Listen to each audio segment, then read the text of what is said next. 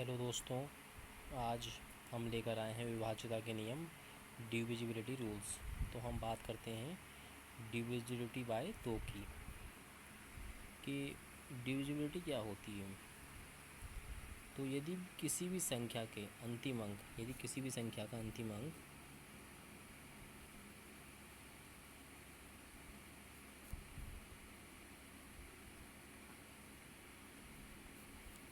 यदि संख्या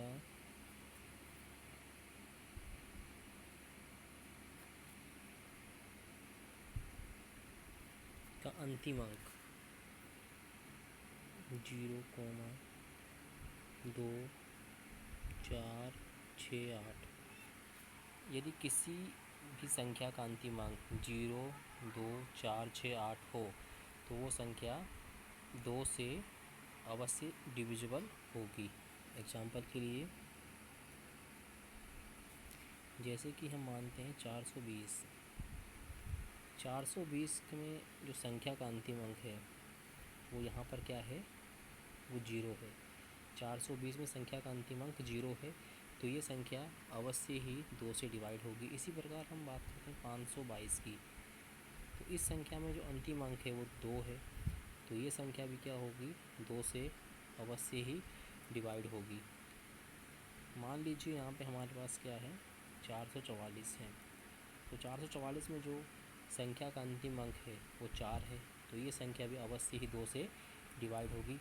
इसी प्रकार कई सारी संख्या हैं, मान लो 666 है, तो इस संख्या में इकाई का अंक या हम अंतिम अंक कह सकते हैं कि 6 है, तो ये संख्या भी हमारी 2 से डिवाइड होगी। इसी प्रकार 2 से डिविजिबिलिटी के कई सारे नियम हमारे पास हैं, कई सारे एग्जाम्पल हैं। अब हम बात करते हैं डिविजिबिलिटी बाय 3 की।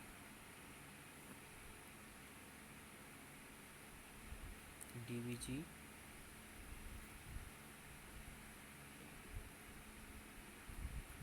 बाय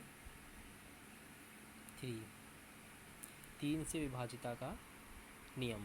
तो 3 से विभाज्यता का नियम क्या होता है, इस पर बात करते हैं। यदि किसी भी संख्या के सभी अंकों को ऐड कर दिया जाए और ऐड करने के बाद वो संख्या 3 से डिवाइड होती है, जिसको कि हम ऐड करते हैं, तो वो संख्या 3 से अवश्य डिवाइड होती है। आइए हम सीधा एग्जाम्पल पे बात करते हैं, इसको एग्जाम्पल के थ्रू समझते हैं। जैसे कि हमारे पास यहाँ पे 321 है, तो हमको क्या करना है, 321 में जो 321 के अंक हैं इसको ऐड करने हैं बारी बारी से। जैसे कि हम यहाँ पे 3 + 2 + 1, इसको ऐड करने पर हमारा आता है 6। अब जो 321 के अंकों को हमने बारी बारी से ऐड किया तो हमारा 6 आया। अब 6 को हम 3 से डिवाइड कर सकते हैं। अगर 6 3 से डिवाइड हो जाएगा तो अवश्य ही 321 भी 3 से डिवाइड ज़रूर होगा। अब इसके बाद हम एक एग्जाम्पल और लेते हैं, 723, 723। अब 723 में हम देखते हैं कि क्या 723 3 से डिवाइड है या नहीं। तो इसके लिए हमको इसको ऐड करना है, 723 को, अंकों को इसके 7 + 2 + 3। तो इसके अंकों को ऐड करने पर यहाँ पर आ रहा है 12। अब 12 3 से डिवाइड हो जाएगा तो 723 भी 3 से डिवाइड हो जाएगा। ठीक इसी प्रकार से इसका हम एग्जाम्पल और लेते हैं, 954, 954 3 से डिवाइड होगा या नहीं। इसके लिए हमारे पास ट्रिक है, 9 + 5 + 4, इसको ऐड करने पर 954 को, इसके अंकों को ऐड करने पर हमारा आ रहा है 18। तो 18 हमारा क्या है, 3 से डिवाइड हो जाएगा, तो 954 भी अवश्य ही हमारा 3 से डिवाइड हो जाएगा। तो यही क्या है, डिविजिबिलिटी बाय 3 है, 3 से विभाज्यता का नियम है। आगे हम देखते हैं डिविजिबिलिटी बाय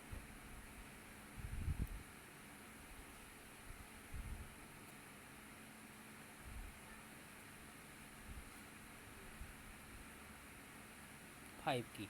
तो डिविजिबिलिटी बाय 5 यानी कि 5 से विभाज्यता का नियम। तो इसके लिए यदि किसी संख्या का अंतिम अंक, यदि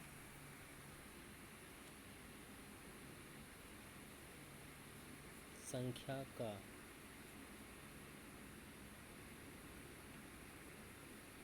अंतिम अंक 0 या 5 हो, यदि संख्या का अंतिम अंक 0 या 5 हो तो वो संख्या अवश्य ही 5 से डिवाइड हो जाएगी। ये हमारा 5 से विभाजिता का नियम है। इसके लिए हम मान लीजिए हमने 250 ले लिया, 255 ले लिया या 560 ले लिया या 665 ले लिया। हम बात करते हैं 250 में। 250 में इकाई का अंक 0 है तो ये संख्या भी अवश्य ही 5 से डिवाइड होगी। 255 में इकाई का अंक 5 है या अंतिम अंक 5 है तो ये संख्या 5 से डिवाइड होगी। 0 है, 560 में 0 है, ये संख्या 5 से डिवाइड होगी। 665 में अंतिम अंक 5 है तो ये संख्या भी 5 से डिवाइड होगी। इस प्रकार कई सारे एग्जाम्पल इसके हो सकते हैं। और जितनी भी संख्याएं हैं जिसके लास्ट में अंतिम अंक 0 या 5 हो तो वो संख्या अवश्य ही 5 से डिवाइड होगी। अब हमारे पास है डिविजिबिलिटी बाय 7 से विभाज्यता का नियम। इसमें क्या करना होता है, इसमें दी गई जो संख्या होती है उसके अंतिम अंक को 2 से गुणा करने पर और जो शेष संख्या बची होती है उसमें से घटा देने पर यदि वो संख्या जो बची हुई संख्या है 7 से डिवाइड हो जाती है तो अवश्य ही वो दी गई संख्या 7 से डिवाइड होगी। तो इसको आइए हम एग्जाम्पल से करते हैं। जैसे कि मान लीजिए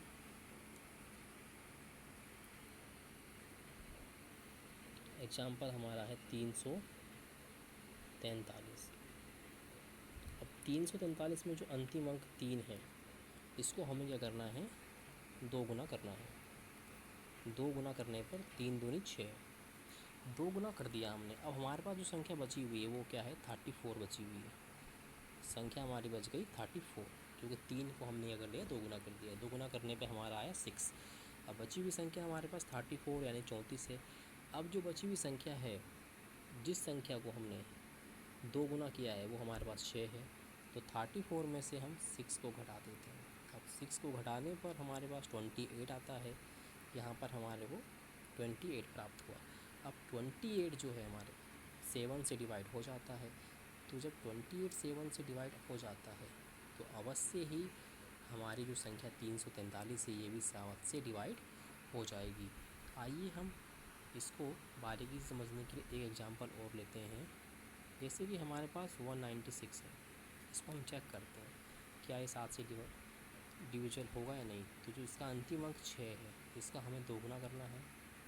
6 गुणा 2 12। अब ये 12 हो गया। अब इसको जो बची गई संख्या हमारे पास 19 है, 19 हमारी बची हुई संख्या है। जब हम यहाँ पे 6 को 2 गुना कर देते हैं, डबल कर देते हैं तो ये अलग हो जाता है यानी 12 हो गया। अब बची हुई संख्या हमारी आ गई 19। 19 में से हमें 12 घटा देना है। 12 घटाने के बाद हमारे पास आंसर जो आया है वो 7 आया है। आंसर हमारा जो 7 है इसमें क्या करना है, इसको हम 7 से डिवाइड कर सकते हैं, 7 से डिवाइड हो सकता है। तो अवश्य ही 196 हमारी संख्या 7 से डिविजिबल हो जाएगी। इसी प्रकार कई सारे इसके एग्जाम्पल हो सकते हैं।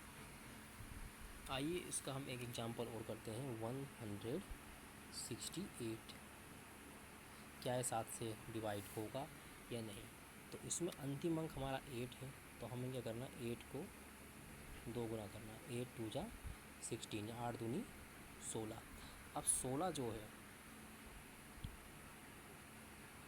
16 में से घटाएंगे हम तो घटाने के बाद हमारा क्या आ रहा है, 0 आ रहा है। तो यदि 0 आ रहा है तो ये संख्या भी हमारी क्या होगी, 7 से डिवाइड हो जाएगी। क्योंकि या तो 0 आए या फिर 7 से पूरी संख्या कट जाए तब क्या होता है, ये 7 से डिविजन हो जाता है।